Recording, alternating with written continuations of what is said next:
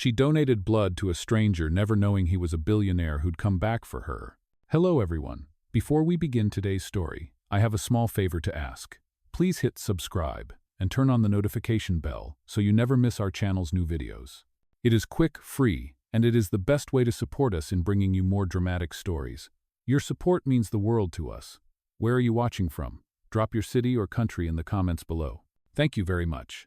Now, let us return to our main character. The fluorescent lights of Riverside General Hospital hummed quietly as Elena Moore adjusted her scrubs and glanced at the clock on the wall. It was almost midnight. The emergency room smelled faintly of antiseptic and coffee that had been sitting too long. She had been on her feet for 12 hours straight, but her shift was not over yet. Just as she was about to sit for a minute, the intercom crackled. Code red. Incoming trauma. Nido negative. Urgent. Elena's heart tightened. O negative or blood type. She had given before, but this time something in the doctor's tone sounded different. Without hesitation, she walked toward the lab, tying her hair back. Are you sure? One of the nurses asked as Elena rolled up her sleeve. She nodded. He needs it now. I am the only match in the unit. Moments later, she was lying on a narrow cot, the needle sliding into her arm. Her vision blurred slightly as the dark red flow filled the bag. Through the glass window, she could see the chaos in the trauma room, a man surrounded by doctors, his face pale, streaked with blood. He looked young, maybe early 30s. A wristwatch gleamed on his arm, elegant, expensive, completely out of place in this room full of pain and urgency. The attending physician muttered, "Severe internal bleeding. If the transfusion does not stabilize him, we could lose him." Elena closed her eyes and whispered to herself, "Please hold on, whoever you are." Yasman. 20 minutes later, the blood reached him. Monitors beeped, the rhythm steadying little by little. A wave of relief passed through the room. The doctor raised a hand. "We have a pulse." Elena exhaled, smiling faintly despite the dizziness creeping in. She never asked his name. She just signed the donor form and left the room quietly, clutching her ID badge. Outside, rain began to fall, misting the hospital windows. Her small apartment waited 2 bus rides away, but she did not care about the distance. She only thought about the stranger who had been on that table, fighting between life and death. The next morning, Elena returned to her usual routine. She brewed a cheap cup of coffee, fed her cat, and ironed the same pale blue uniform she had worn for 3 years. Her apartment was small but spotless. Every corner told the story of someone who worked hard, who never asked for much, who simply wanted to help others. When her neighbor asked, "You worked all night again?" Elena smiled tiredly. "Yes, but someone made it through. That is enough." For the next few days, she could not shake the image of that man. The lifeless stillness of his face, the faint glow of his watch, the way the doctors had fought to keep him breathing. She wondered if he had a family waiting for him, or if anyone even knew he was still alive. In another part of the city, high above the skyline, a man opened his eyes for the first time in weeks. The room around him was bright and silent, the steady beep of machines filling the air. His throat was dry. A nurse gasped softly and hurried to the hallway, shouting for the doctor. He blinked, confusion clouding his mind. "Where am I?" "You are at Riverside General," the doctor said, stepping in with a calm smile. "You were in a severe accident, Mr. Carter. You are very lucky to be alive." The man frowned. "Carter?" He turned the name over in his head as if it belonged to someone else. Who saved me?" The doctor hesitated, then said, "A nurse from the night shift donated blood. She left no name." The man's lips parted slightly. "Find her." "Sir, she did not." I said, "Find her." His voice was weak, but carried the authority of someone used to being obeyed. As he leaned back against the pillows, a memory flickered faintly in his mind, a gentle hand, a quiet voice whispering, "Please hold on." He had no idea who she was, but somewhere deep inside, he knew he owed her everything. The following morning, the sky over the city stretched pale and cold, and sunlight spilled through the wide glass windows of Cole Biogen's private hospital suite. Adrian Carter, once the youngest biotech billionaire in the state, sat upright for the first time in weeks. His skin was still pale, but the fire in his eyes had returned. Doctors spoke quietly around him, running final checks, while his assistant stood nearby holding a tablet. "Sir, you have hundreds of messages," the assistant said carefully. "The board wants an update. The press already knows you survived." Adrian's voice was still rough. "I do not care about them. I want to know who saved me." The hospital confirmed a staff member donated blood during the operation, the assistant explained. But she left no name on the record, only that it was a night shift nurse. Adrian's jaw tightened. Find her. Check every nurse from that night. Every roster, every report. The assistant hesitated. Yes, sir. When they left, Adrian stared out at the skyline. The city below pulsed with life, the same world that had once bowed to his wealth and now felt strangely distant. He touched the faint scar along his chest and whispered, "Whoever you are, I owe you more than my life." Across town, Elena Moore returned to her daily rhythm morning coffee, the bus ride, another 12-hour shift. The world did not change because she had saved a life. Bills still came. Rent was still due. Her hands smelled faintly of antiseptic, her eyes heavy from lack of sleep. She had no idea the man she had helped was awake, or that his people were quietly combing through hospital records looking for her. That afternoon, a team from Cole Foundation arrived at Riverside General. They introduced themselves to the administration, bringing a generous donation for the emergency ward. Elena barely noticed the excitement. She was busy restocking supplies when a woman in a sharp suit stopped beside her. "You were on duty the night of the highway accident, correct?" the woman asked. Elena nodded slowly. "Yes, ma'am." The woman offered a professional smile. "Mr. Carter wanted to thank the staff personally. Would you be available to attend a small appreciation event next week?" Elena blinked. "I suppose so." "Good," the woman said. "It means a lot to him." When she left, Elena stood in silence, confusion mixing with curiosity. She did not know that Mr. Carter was the same unconscious man whose life she had helped save. A week later, the Cole Foundation Appreciation Gala filled the downtown ballroom with polished glass and glittering chandeliers. Elena had borrowed a simple navy dress from her friend, its hem slightly too long. As she stepped inside, her heartbeat echoed louder than the music. She was used to sterile hallways and soft-soled shoes, not velvet carpets and champagne flutes. She kept to the back of the crowd, clutching her small purse. At the center of the stage, Adrian appeared. The room fell silent. He looked stronger now, tall, confident, his presence commanding. Cameras flashed as he adjusted the microphone. 6 weeks ago, he began, I was given a second chance at life. I was told a nurse on the night shift donated her blood when no one else could. She did not ask for thanks or recognition. She did not even leave her name. But tonight, I hope she is here, and I hope she knows her kindness changed everything. The applause thundered. Elena froze, realization striking her like a bolt of light. Him, the man from that night. As people stood clapping, Adrian's eyes scanned the crowd. For a moment, their gazes met. The noise around them dimmed.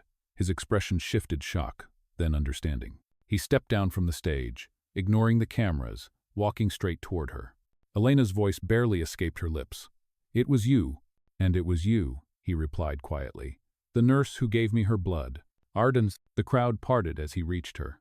For a brief second, they stood in silence amid the applause and flashes. Adrian's tones softened, almost reverent. "You saved my life. Let me do something for you." Elena shook her head. "You owe me nothing. I just did my job." He smiled faintly. "Then let me help you do it better." Before she could respond, reporters surrounded them, shouting questions. The spotlight was too bright, the moment too unreal. Adrian placed a steady hand on her shoulder and whispered, "Meet me tomorrow at Cole Foundation. No cameras, no press, just us." And with that, he turned back toward the stage, leaving Elena standing in the middle of the grand hall, her heart pounding louder than the applause that filled the room. The next morning, the glass tower of Cole Foundation gleamed under the sunlight. The lobby smelled faintly of coffee and polished marble. Elena Moore stood at the reception desk, clutching her tote bag, still unsure why she had agreed to come. The night before had felt like a dream applause, flashing lights, and the moment she realized the man she had helped save was one of the most powerful figures in the city. The receptionist smiled warmly. "Mr. Carter is expecting you, Miss Moore. Top floor." Her pulse quickened as she stepped into the elevator. Each ding of the floor's passing felt like the ticking of a clock leading her somewhere she was not sure she belonged. When the doors opened, she found herself facing a wide office with floor-to-ceiling windows overlooking the city skyline. Adrian stood there, back turned, dressed in a dark suit that matched the calm authority in his voice. "Elena," he said, turning around. "Thank you for coming." She managed a polite smile. "You asked me to." He gestured toward the seating area. "Please sit. Would you like some coffee?" "No, thank you," she replied softly. Her eyes wandered over the room, modern art on the walls, fresh lilies on the table, and an air of quiet control that could only belong to someone used to command. Adrian sat across from her, his expression gentle but deliberate. I owe you my life. But gratitude alone feels empty. I want to help you whatever that means for you. Elena's hands tightened around her bag. You do not need to do anything. I am glad you recovered. That is enough. He leaned forward slightly. You work double shifts, do not you? You live in the old Riverside complex. You take the bus at dawn and return near midnight. Her brows furrowed. How do you know that? I had my team find you, he admitted. Not to invade your privacy, but because I wanted to understand the person who gave without asking for anything back. Elena looked away, embarrassed and uneasy. You do not understand. I did not save you for attention. It was my job. Nothing more. Adrian's tone softened. Then let me make it easier for you to keep doing that job. I have a proposal. She looked up, startled by the seriousness in his eyes. I want you to join the Cole Foundation's new healthcare initiative, he continued. We are building free community clinics across the city. I need someone with compassion and real experience to lead it. Someone who understands people, not just medicine. Elena blinked. Me? I am just a nurse. Exactly, he said. You are the kind of person this project was meant for. You have seen what real care looks like. You live it every day. Silence filled the room for a moment. Elena's heart raced with both fear and awe. The idea sounded impossible, someone like her, working alongside a billionaire. She finally found her voice. Why me, Mr. Carter? There are hundreds of nurses more qualified than I am. He smiled faintly. Because none of them were there when I was dying. None of them gave me what you gave me that night, Hope. Her chest tightened at his words. For a second, she saw not the billionaire everyone feared, but a man who had come face to face with his own mortality and found gratitude instead of arrogance.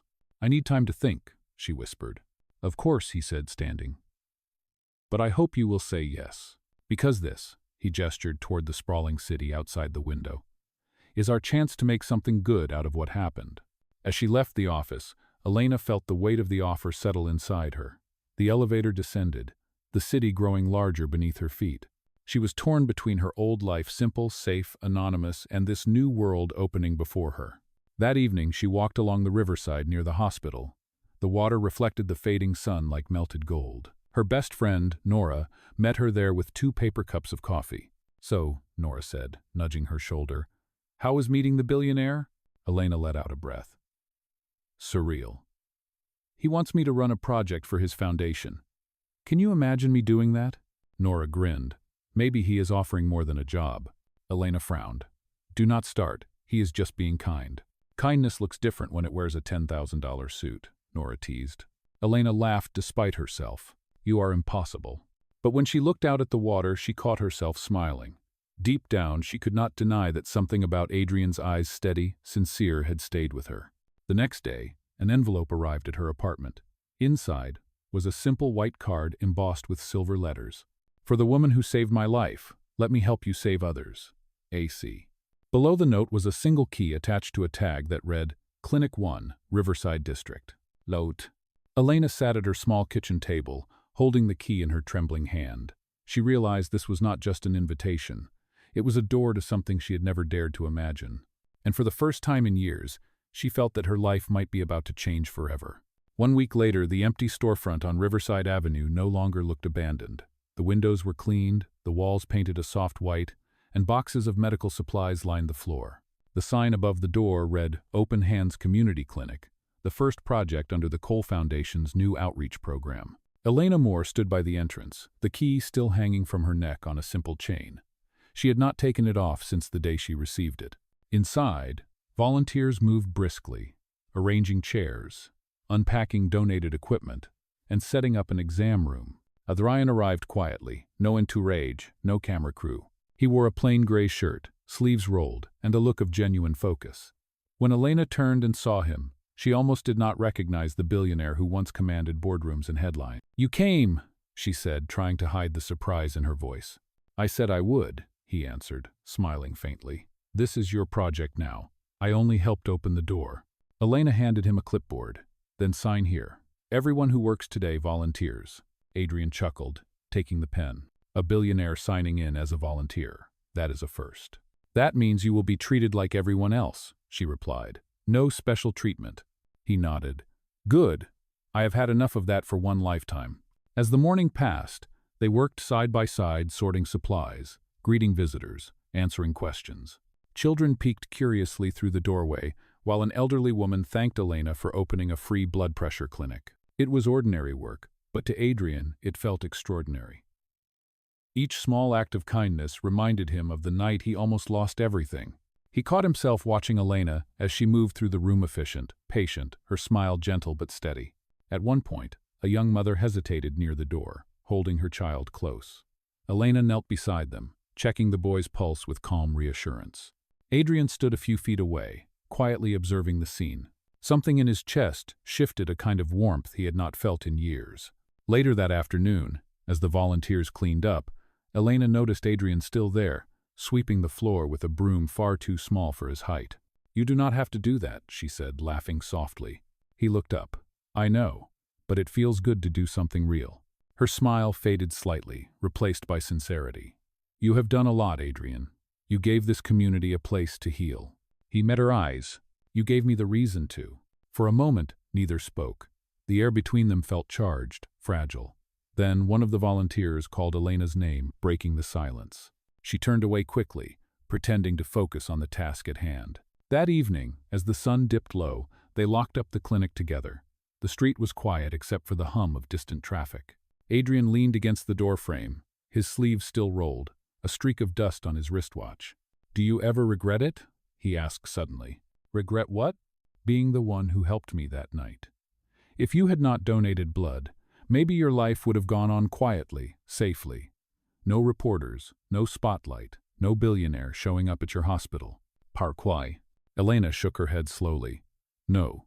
Saving a life is never something to regret. I just never thought it would lead to this." He smiled. "Neither did I."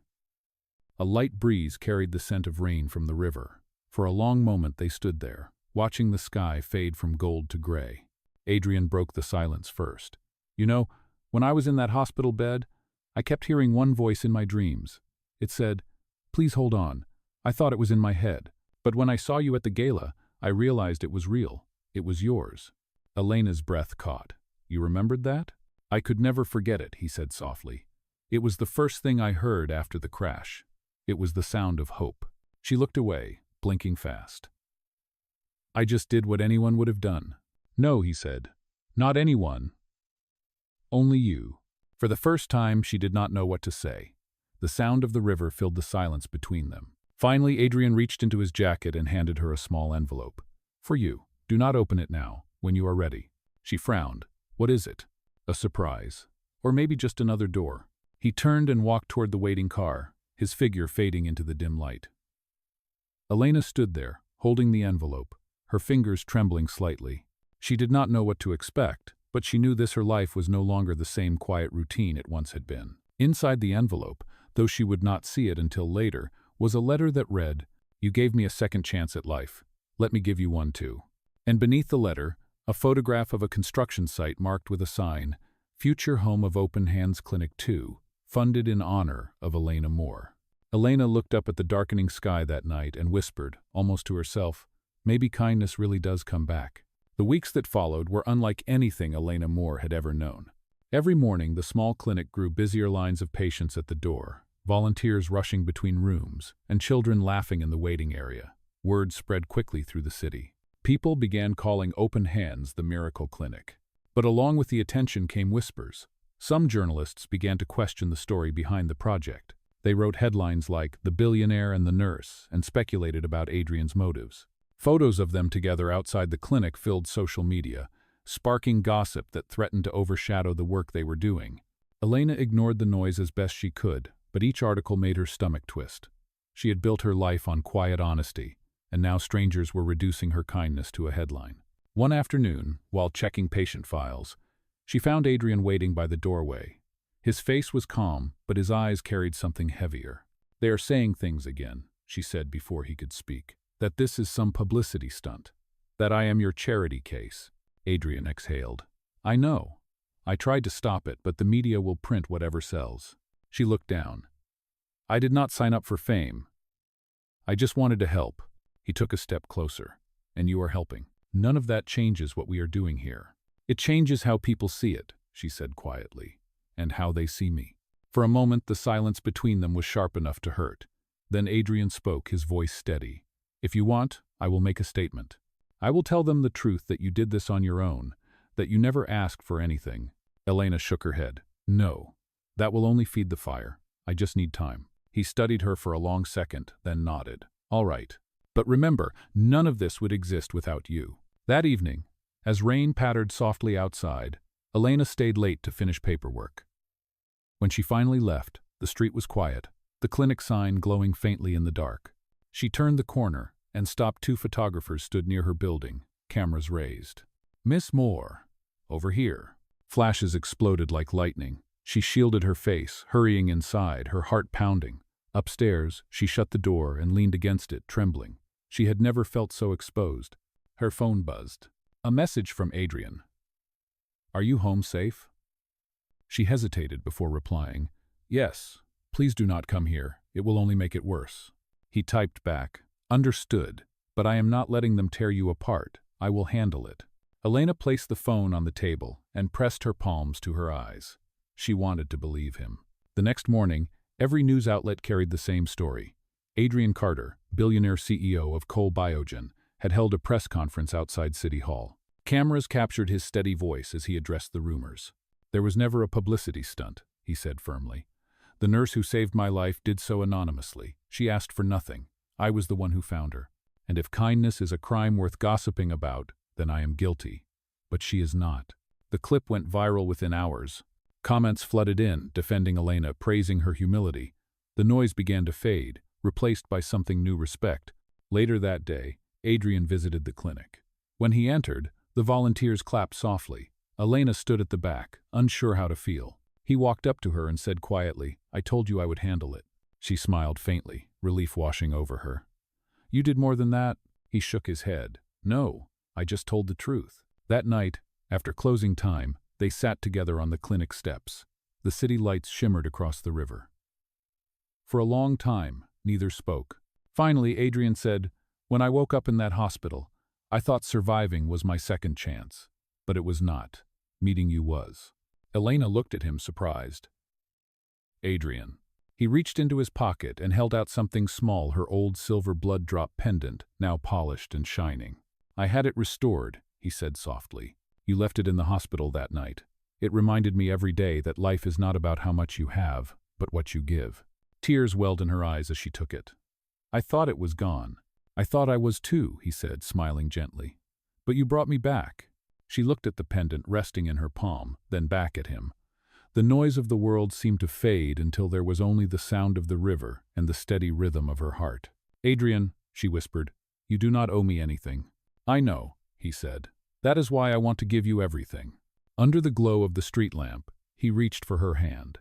For a moment, time felt suspended. Two lives that had crossed by chance, now bound by something deeper than gratitude. As the night breeze brushed against them, Elena finally let herself breathe. Maybe the world could say whatever it wanted. What mattered was here, in the quiet, in the truth that had brought them together. And somewhere inside, she knew this was only the beginning of their healing. Together. A few weeks later, spring came to the city. The river ran brighter, and soft sunlight filtered through the tall windows of the Open Hands Clinic.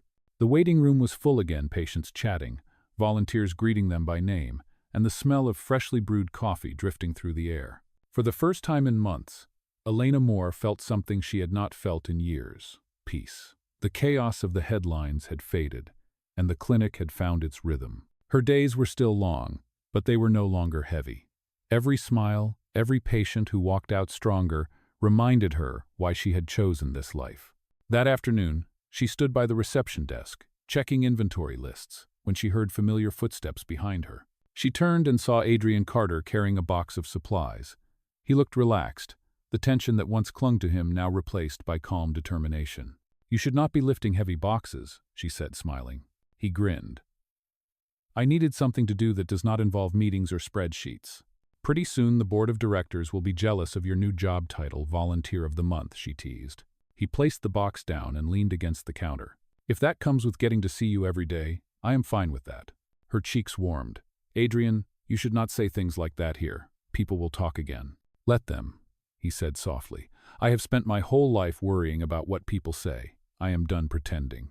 Before she could respond, one of the nurses called her from the hallway. A young boy had fainted in the exam room. Elena hurried over, her training taking over immediately. Adrian followed quietly, watching as she worked. Her voice was calm, firm, every movement efficient. When the boy finally opened his eyes, she smiled gently. You are all right. You just stood too long without breakfast. The child's mother wiped her tears, whispering thank you over and over. Adrian watched the exchange, the simple grace of it, and realized again why she had captured his heart, because her kindness was never for show. Later, as the day ended and the staff left, Elena stepped outside to lock the door. The sky was streaked with pink and gold. Adrian stood beside her, hands in his pockets. You know, he said quietly, when I built my company, I thought success meant control, numbers, profits.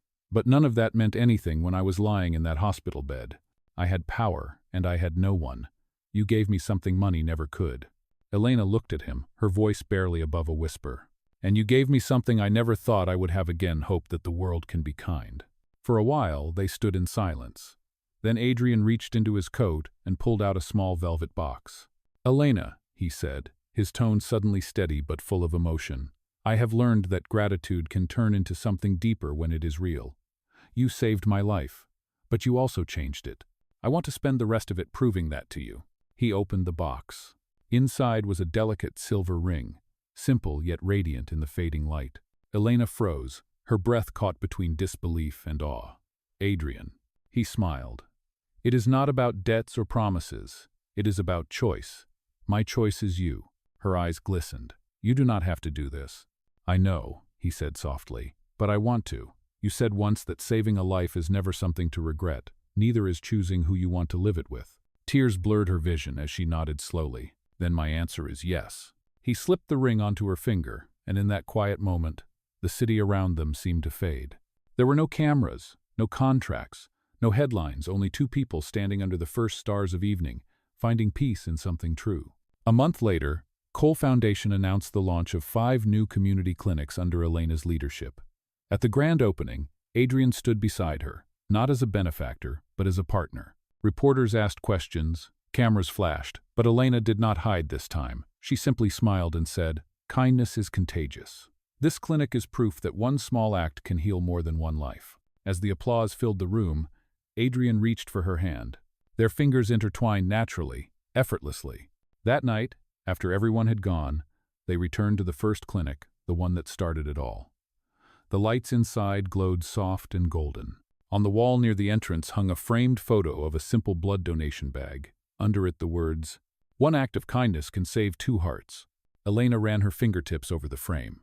"It feels like a lifetime ago," she whispered. Adrian smiled. "It was the beginning of ours." Lo say. He turned off the lights, and together they stepped outside into the quiet evening. The river nearby shimmered under the moonlight, and for the first time since that night in the hospital, Elena felt whole. She had given her blood to save a stranger. He had given his heart to return the favor. And somewhere between loss and healing, between fear and faith, they had found what every soul longs for: love that was real, unpretending, and forever. A year later, the Open Hands Foundation Gala filled the grand ballroom with soft light, laughter, and music. Banners showed the faces of families helped by the clinic's children smiling, patients recovering, and volunteers standing proudly in their uniforms. At the center of it all stood Elena Moore and Adrian Carter, no longer patient and nurse, but partners in every sense of the word. The evening marked the anniversary of the very first clinic. Elena wore a simple white dress, elegant yet humble, while Adrian, in a dark tuxedo, stayed close by her side, his expression calm but full of quiet pride. When the host announced her name, Elena stepped up to the podium, the lights dimming slightly. She looked out over the crowd: doctors, volunteers, donors, and a few familiar faces from Riverside General. Her voice trembled at first, but soon steadied. "1 year ago," she began, "I was just a nurse working night shifts. I never imagined I would be standing here.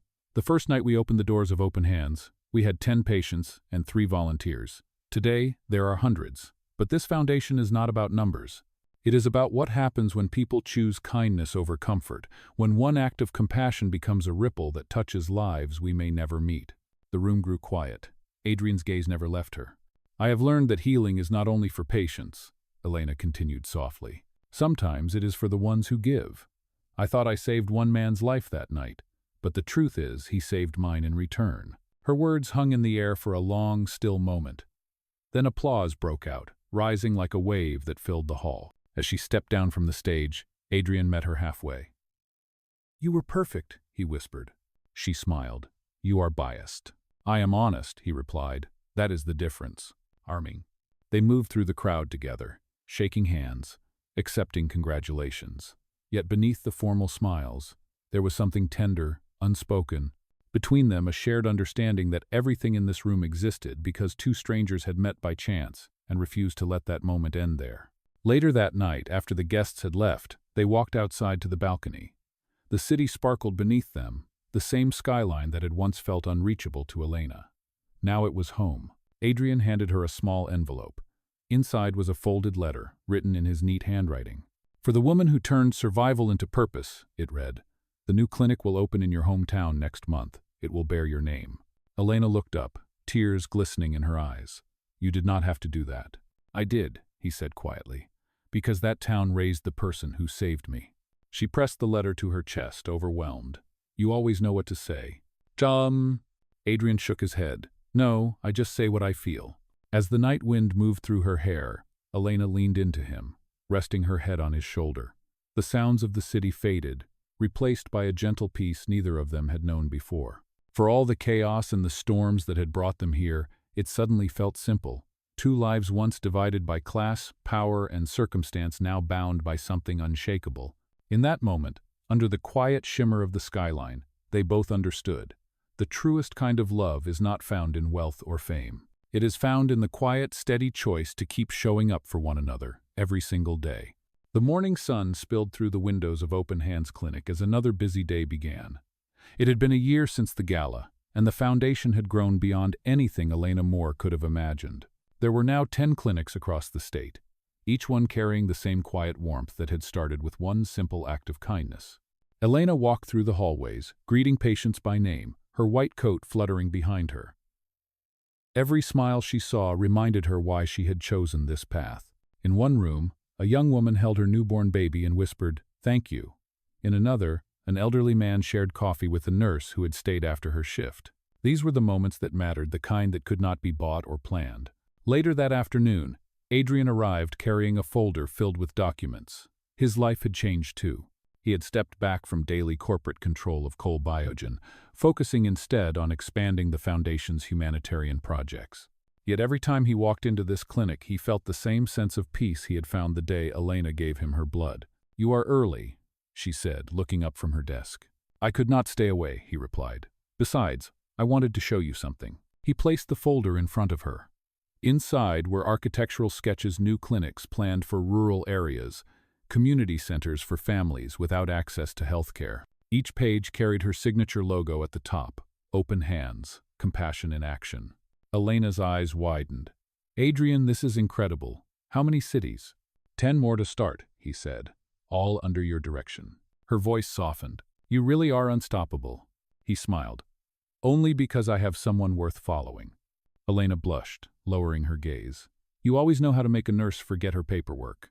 Adrian leaned closer, his tone sincere. "Do you ever think about that night? The one at the hospital?" She nodded. "Every time I walk past the donation room, it reminds me that one choice can change everything." He reached out and gently took her hand. "That night saved me, but it also gave me something far more valuable than life itself. It gave me you." Their eyes met, and for a moment the world outside the glass walls faded, the city noise, the footsteps, the ringing phones, all replaced by the quiet understanding between them. A knock on the door broke the stillness. Nora, Elena's best friend, peeked in with a mischievous grin. "Sorry to interrupt, but you two have a press interview in 10 minutes. Elena laughed, pulling her hand back. "Duty calls." Adrian chuckled. "We will finish this later." As Nora left, Elena gathered her notes, then glanced back at Adrian. "Do you ever get tired of being the man everyone looks up to?" He shook his head. "Not when I get to look up to you." They walked out together, side by side, through the bustling lobby where the words, "One act of kindness can change the world," hung above the entrance. Cameras waited outside, but neither of them noticed the flash of lights or the reporter's questions. When they stepped into the sunlight, Adrian quietly reached for her hand. She did not pull away this time. For both of them, this was more than redemption, it was purpose. The nurse who gave without asking, and the billionaire who learned to give back. As they walked toward the waiting crowd, Elena looked up at him and whispered, "We started with 1 heartbeat. Now we heal 1,000. 2p. He smiled. "And we are just getting started." And with that, they faced the world together, ready to keep building something that had begun not from wealth, but from compassion, a love story written in kindness and lived in action. 2 years later, the Open Hands Foundation celebrated the grand opening of its 20th clinic. The city square was filled with people patients, volunteers, doctors, and families whose lives had been touched by the project. The air carried the scent of spring flowers and the sound of laughter. A gentle wind rustled the banners that read, "Kindness Heals." Elena Moore Carter stood on the stage, her white coat replaced by a pale blue dress. The silver pendant she once wore, a charm shaped like a blood drop, glimmered against her collarbone. In the front row, Adrian Carter watched her with quiet pride, his hand resting over his heart. When the crowd hushed, Elena began to speak. Her voice was steady, warm, and filled with conviction. 2 years ago, I was just a nurse who happened to be in the right place at the right time. I gave blood to a stranger and went home thinking it was just another night. I never imagined that moment would become the start of something greater, something that would heal more than bodies, something that would heal hearts. The audience listened intently as she continued. Open Hands began with a single act of compassion. It reminded us that no one is too small to make a difference, and no one is too powerful to care. Every clinic, every patient, every smile that walks through these doors exists because someone chose kindness over indifference. Adrian felt his throat tighten as he listened. The woman standing before the crowd was no longer the quiet nurse who once worked double shifts. She was the heartbeat of everything they had built. When the applause rose, Elena stepped aside and gestured toward Adrian. "And this," she said with a smile, "is the man who believed that second chances are worth sharing." He joined her on stage, taking her hand. "I once thought success meant control," Adrian said, his voice carrying over the microphone. "Then one night, I nearly lost everything and learned that real success is measured by how much we give. Elena saved my life with her blood, but she saved my soul with her compassion. She taught me that love is not about grand gestures, it is about showing up, again and again when it matters most." The crowd stood, clapping until the sound echoed through the open square. Cameras flashed, but neither of them noticed. They turned to face each other, smiling through tears. Elena whispered, "We did it." Adrian squeezed her hand. "No, you did. I just followed your light." As the ceremony ended, the sun dipped behind the skyline, bathing the city in gold. Volunteers began handing out white balloons printed with the foundation's motto, "One act of kindness can save 2 hearts." Families released them into the air, the sky filling with soft, floating hope. Elena looked up, her eyes reflecting the light. "Do you ever think about how it all started?" she asked. Adrian nodded. "Every day. One hospital night, one voice telling me to hold on." She smiled, tears glimmering. "And we never let go. Our go." He slipped his arm around her as they watched the balloons drift higher, carried by the wind toward the horizon. The sound of laughter and music surrounded them. But between them, there was a quiet peace, steady, strong, and true. In that moment, everything came full circle. A life saved, a love born, and a legacy built from one simple truth that kindness, once given, always finds its way back. And as the last balloon disappeared into the fading light, Elena whispered, "This is what healing looks like." Adrian smiled. "It looks like us."